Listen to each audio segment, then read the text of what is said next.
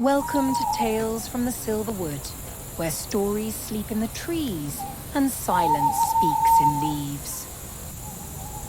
In the oldest corner of the Silver Wood, beyond the paths known to map or memory, there stands a tree that glows, not with fire, not with the moon, but with the kind of light that lives in memory. A hush surrounds it, not silence exactly, but the kind of pause the world makes when something sacred begins. They call it the lantern tree. Nobody planted it. No one remembers the first time it lit up. But each night, just as dusk stretches itself into the folds of the forest, one of its many low-hanging branches flickers softly into life, a small warm glow, like candlelight behind old paper. And that is when the stories begin. There was once a stranger who came to the Silver Wood with nothing but a coat too thin for the season and a name she'd stopped answering to. She did not seek the lantern tree. In truth, she sought nothing. That was the trouble. Her boots were worn. Her eyes were quiet. And when she reached the woods, they did not resist her. They rarely resist those who carry silence in their bones. She wandered without aim, past bark that peeled like parchment, past streams that remembered songs. Somewhere near dusk, she found a hollow between the roots of a great oak and sat down. Her hands were empty, but her mind was heavy. And that was when she saw it, a warm light, low to the ground, flickering between the bramble. Not fire, not torch, but something older, gentler. She followed the glow. Anyone would have. It wasn't just light, it was invitation. She stepped over thorns and old snow, past moss that glimmered silver, until she stood before a tree unlike any she'd known. It was tall, not grand, not looming, just tall enough to feel protective.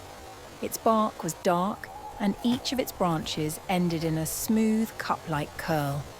And from one of those curls, like a cupped hand offering warmth, a golden light flickered. No heat, no smoke, but a memory of warmth nonetheless. She reached toward it, and the moment her fingers touched the edge of the glow, a voice, not hers, whispered, "You may stay the night, if your story is true." She did not mean to speak, but somehow her mouth moved, and her story, long held behind teeth and sorrow, unfurled like ribbon on the wind. "I had a name," she said softly, "but I gave it away. I had a home, but it asked me to become small and quiet and not myself. I had love once, but it rotted in my hands." The lantern tree did not answer, not with words, but the light in its branch deepened, glowed steadier, as if listening mattered more than speaking. "I walked away," she continued. "I thought leaving would be the hardest part, but forgetting who I was has been harder." Her voice cracked, not from sadness but relief, the kind that only comes when something unspeakable finds space. When she finished, the lantern above her dimmed just slightly, not from rejection, but as if sighing. And then, one by one, other branches began to glow. First one, then two, then seven, until a soft canopy of light surrounded her, casting shadows that danced like old memories. Each lantern was different. Some flickered like firelight, others glowed steady like stars. And in their glow, she saw figures. Not people exactly. Memories in motion. A girl combing her mother's hair in silence.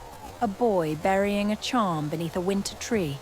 An old man singing to a river. A promise made, then broken. A lie forgiven.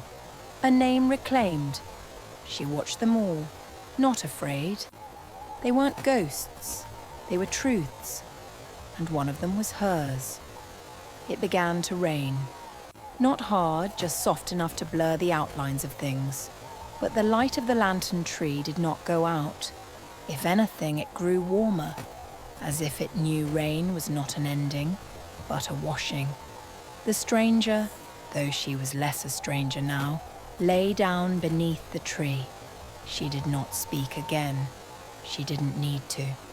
The forest closed around her like a quilt, the branches above glowing with gentle breath. And in that moment she felt it, the presence of all who had come before.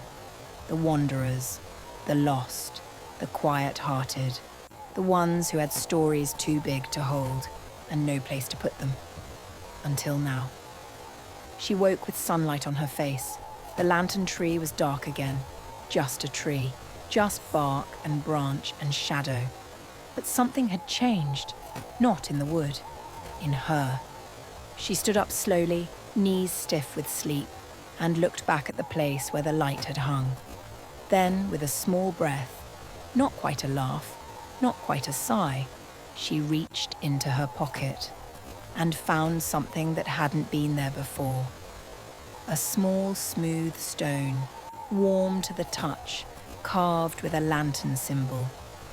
She closed her hand around it and walked away, not to leave, not this time, but to begin. The fire's low and the wood is sleeping, but the stories will wait for you next time.